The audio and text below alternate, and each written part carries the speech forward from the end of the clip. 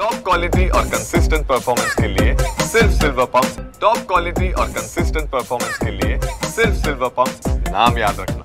And you don't speak a word on it. It's shocking and shameless. And after that, so Ajit Pawar has said that I haven't said the name that I will give the 2100 rupees, but we are just giving 1500 rupees. It is very shocking of how one government can be shameless. Also, Today CM has given a clarification against loudspeaker. See, for the last 11 years, the government of India, the union government and the state government has belonged to the BJP. If there is a failure in implementing any law, it is the failure of BJP.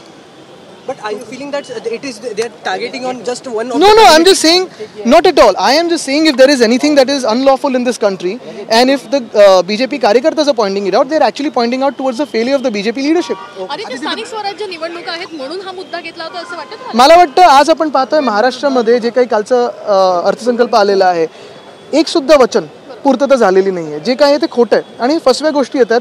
आता कुठेतरी वातावरण चिघळायचं, गढूळ करायचं. पण मी एकच सांगेन, भोंग्यांचा विषय असेल, बांगलादेशांचा असेल, कुठचंही असेल, 11 वर्ष केंद्र सरकार कोणाचं आहे, राज्य सरकार कोणाचं आहे?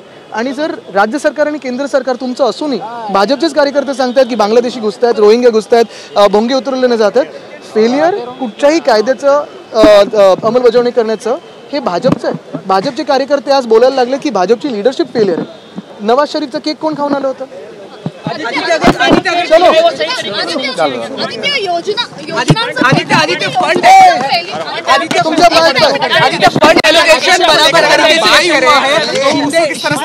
है ही नहीं क्योंकि इनके सब कॉन्ट्रैक्टर्स ने फंड खाया है.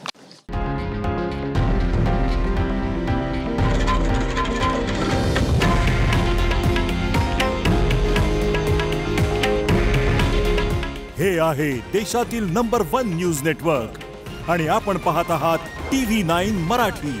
काळजी तुमची, हित महाराष्ट्राचं.